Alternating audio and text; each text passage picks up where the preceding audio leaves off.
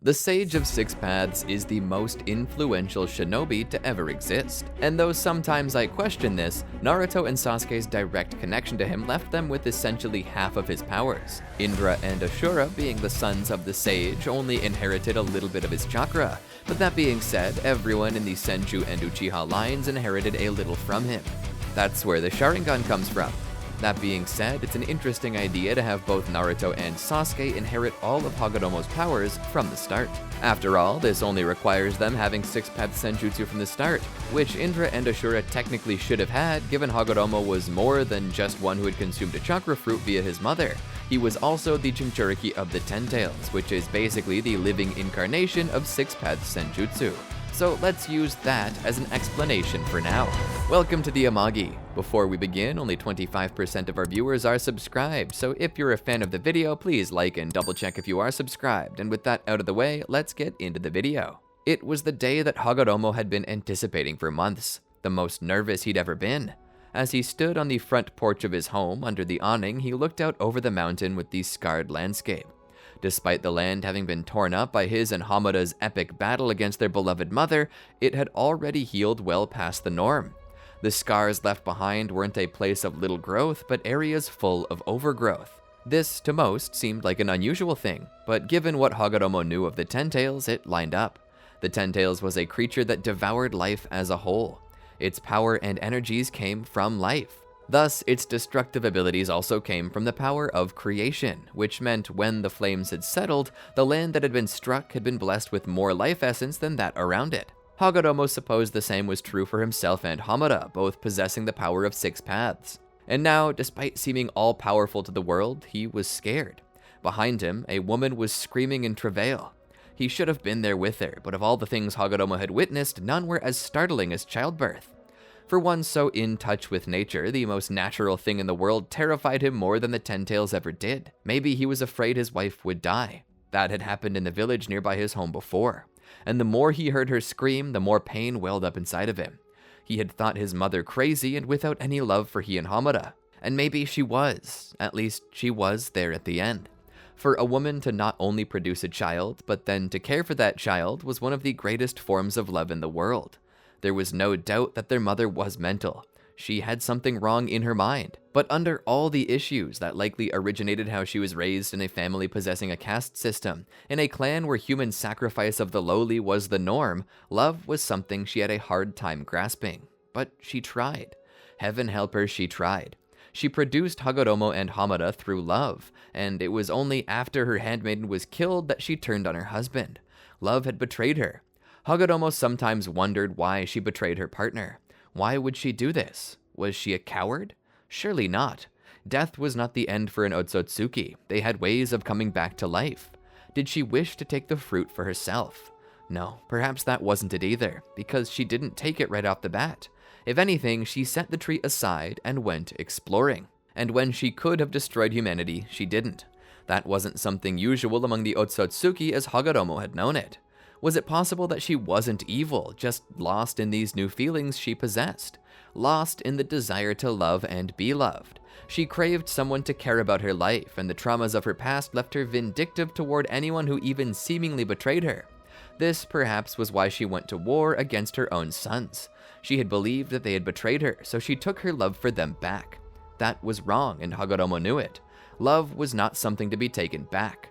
Once given, it should remain with that person forever. He considered it a symptom of an abused woman from an abusive family in an abusive clan that simply could not understand the idea of selflessness. Not that Kaguya didn't try in some fashion, but alas, sharing was never a strong suit for the Otsutsuki.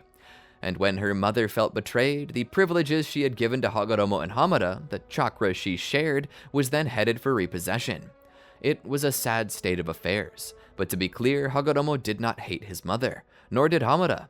Hagoromo gave place for his mother's soul within himself, and Hamada had gone to the moon to stand guard over her husk, not to make sure it was no longer a threat, but because he didn't want her to feel like she were alone. That love Hamada and Hagoromo had given her would be maintained for the rest of their lives and beyond. That was how love was supposed to function. Suddenly, the sound of cries could be heard. The sons of the Sage of Six Paths had arrived. Hagoromo would return to the house to find his wife tired but still living. The sage, taking the children up in his arms, spoke. "The first shall be Indra, and the second born Asura." The sage raised these children to understand Ninshu. He was amazed by how much of his chakra they had inherited. Both possessed the Rinnegan eyes he had, likely because they were born of the Ten Tails chakra as much as his own. They displayed the same abilities as he. Hagoromo was proud of them both.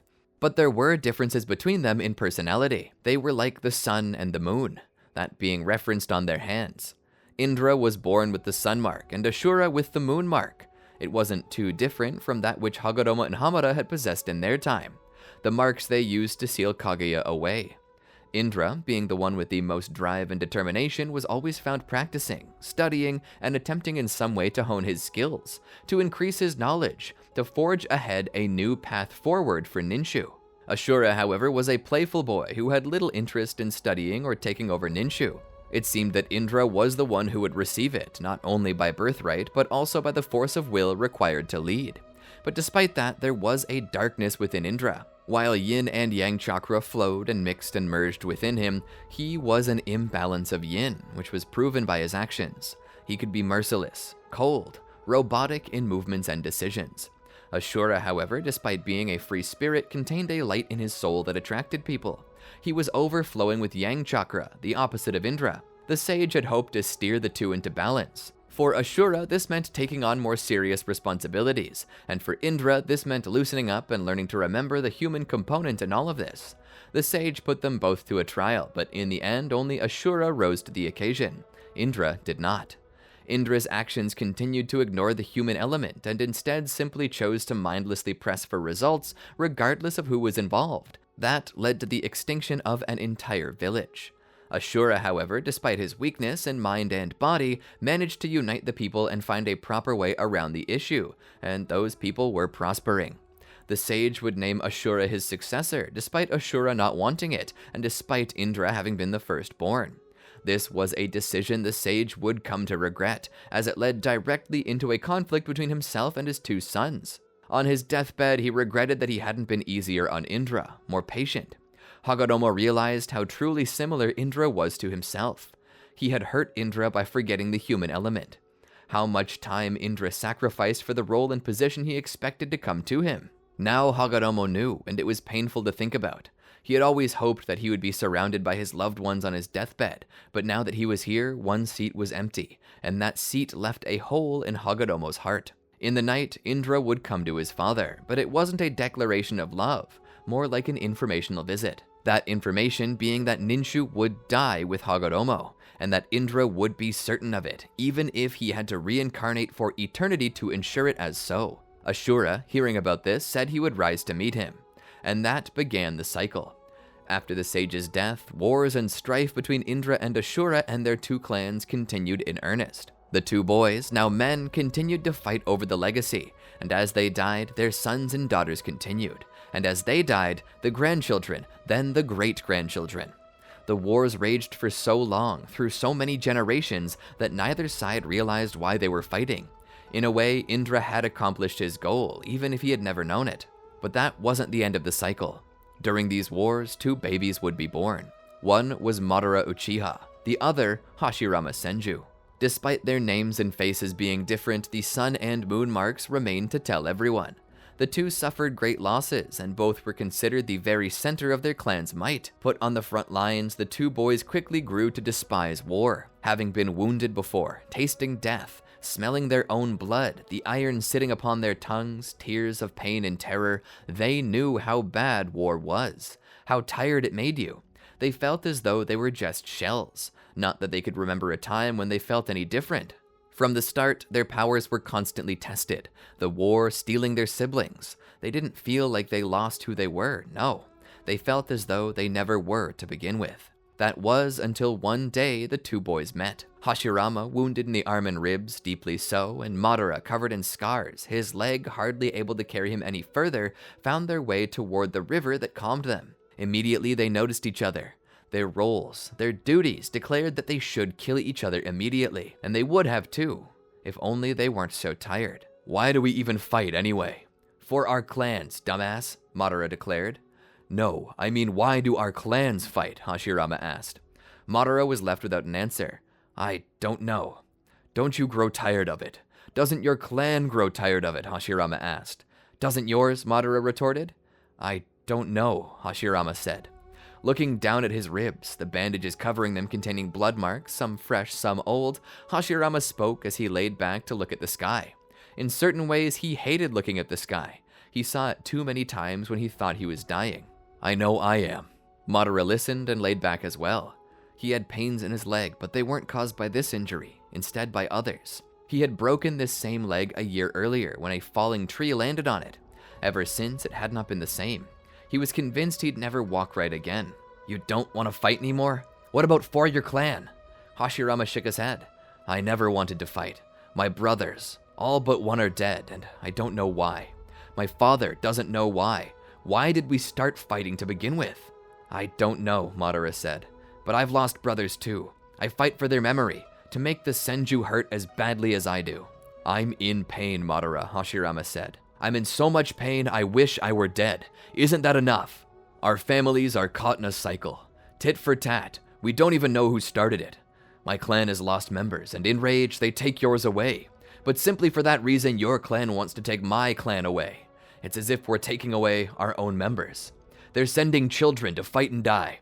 I watched my brothers, younger than I even, die terrible, painful deaths. I've never had the chance to be a child, Madara. From the day I could fight, I've been a man, and my mind wasn't built to be that way. The trauma. I wish I was never born. Tears started to run from his eyes. If you're feeling anything like this, if you're feeling anything close to this, please, tell me.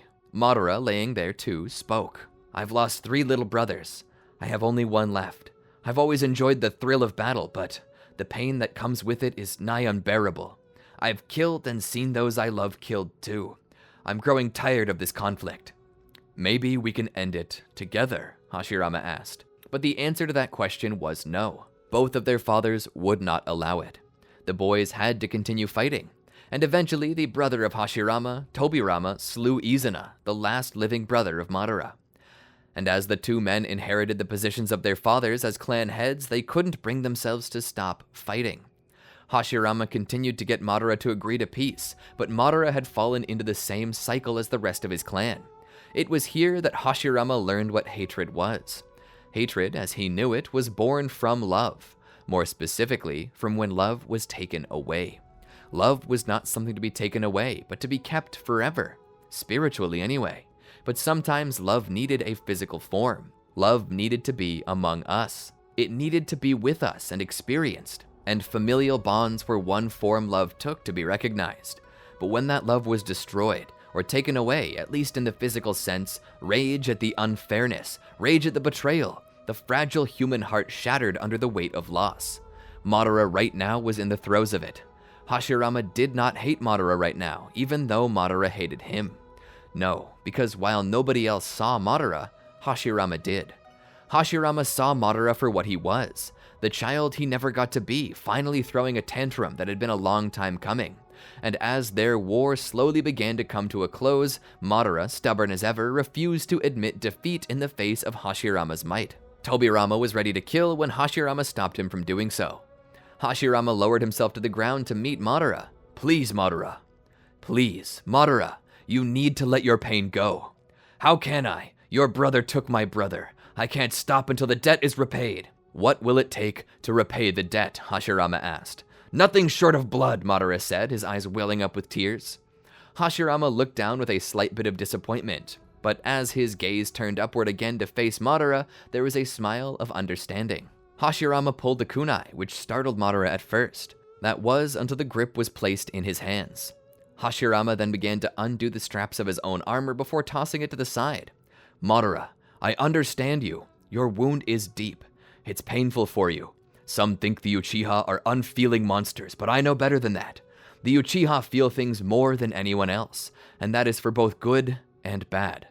I know what your wounds feel like. I've felt them too. If I can help heal your wound by offering you my blood, then I will. Take my life.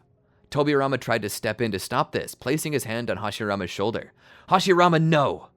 Hashirama looked up with a smile. Tobi, this is my decision.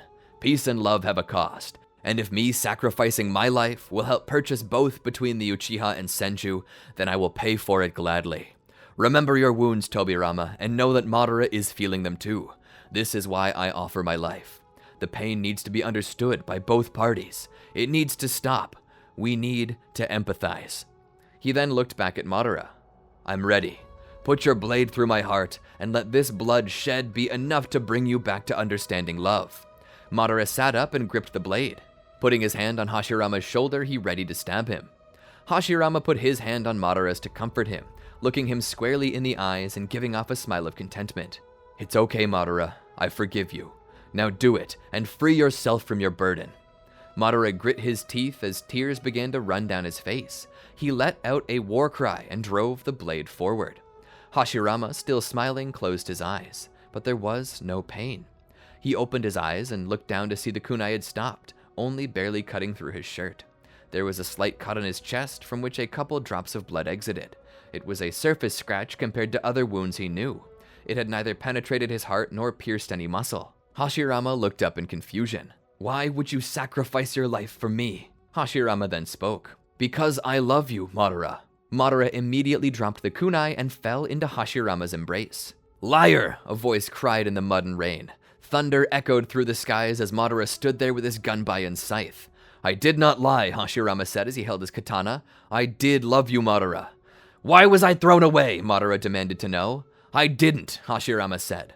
Madara shook his head. This was never about being Hokage, and this was never about questioning your love. This was never about you and I. Then what is it about, Madara? Because I see you trying to destroy our dream out of rage. This is about the Uchiha, the Senju. Maybe you don't care about your clan, but I do. Hashirama grew enraged. Never say that again. I love my clan with all I am. Madara stood there. Then maybe you did lie about loving me. I was never asking you to make me Hokage because I cared for the position. I asked you so I could feel the validation. To know that my clan, that I am wanted. That's all I've ever wanted. For a moment, Indra surfaced within Madara. All I've ever fought for, all I've ever wanted was validation from our father, from you. I would have given everything for you. I sacrificed so much just to be worthy. I sacrificed so much of my time and life for love, and the moment it came back around, I was denied. Madara, what are you talking about? Madara stopped and thought about it. I don't know. Hashirama lowered his stance. Madara, come back to the village with me. I can help you. Madara shook his head. Shut up! I'm not going back there. Not unless it's to make it a cemetery. Please, Madara, don't make me do this. Madara looked to Hashirama. It was always destined to be this way. The curse will never end until one of us kills the other. I should have killed you that day, and now you'll either have to die by my hands and let me destroy the village, or kill me. I will leave you with no other choice. Hashirama looked down. If that's how it has to be. It is, Madara said. That's how it has to. Suddenly, a blade passed through his back and out his chest. He looked down and over his shoulder to see Hashirama standing there. Looking forward, he realized he was talking to a wood clone. Hashirama. Madara fell forward dead, or so it had seemed. The Izanagi is a powerful genjutsu, a technique only for the Sharingan. Though the creation of all things technique spawned it, the same as how the Sharingan was spawned by the Rinnegan, the two weren't mutually compatible. The Rinnegan couldn't recreate the abilities of the Sharingan or the Mangekyo Sharingan, and creation of all things took time to cast. Izanagi, though, was streamlined as how most Sharingan were when compared to the Rinnegan. Eventually, Madara reawakened, but only one Rinnegan remained. He went into hiding and continued his plan. Peace was supposed to come through mutual understanding, as per the teachings of Ninshu, but that failed. Ninshu was defeated. The infinite Tsukiyomi is the only way forward for the world to achieve peace. Eventually, as he grew older, Madara would take under his wing a young man who had lost everything, and would give his dream over to the boy to faithfully continue in his name. Madara would have his only Rinnegan given over to a young Uzumaki boy, and then would pass away of old age, hoping that one day in the future he would be revived. He had not taken into account the cycle of rebirth that Indra had initiated, nor the possibility that one day he might become his own worst enemy. But let's not get ahead of ourselves. The story of the next incarnations of Indra and Asura have yet to be told. Naruto and Sasuke have yet to tell their story. But that begins now. The story of Naruto is one I'm sure you've heard before. A young boy, the son of Minato Namikaze and Kushina Uzumaki, was born one October night beneath the full moon. That night, however, an unexpected event occurred. in which the boy Madara had taken under protection decided to take what was his. He unsealed the Nine Tails from Kushina, and after his defeat, Kushina and Minato both died to reseal the beast, but this time into their infant son Naruto. Treated as a nuisance by the village, most ignored his presence at best, and at worst he was cast out. That was until the Rinnegan appeared in the boy's eye. How had this happened? Was this boy the reincarnation of the Sage of Six Paths? They had thought him to be the human form of the nine-tailed fox, so how was this so? The village was confused, yet still fearful. Their opinions of Naruto shifted as everything they believed was called into question. Some said that he was going to destroy everything, while others thought he was destined to create a new era. His purpose was divisive, and many a time the villagers would get into fights to determine what the meaning of the boy's existence was. It wasn't helped, though, that there was another Rinnegan user in the village. Some called Naruto a fraud. Others believed that he was the only one with a real Rinnegan. Some questioned if the Rinnegan meant that he was a reincarnation of Hagoromo at all. It was a very confusing situation.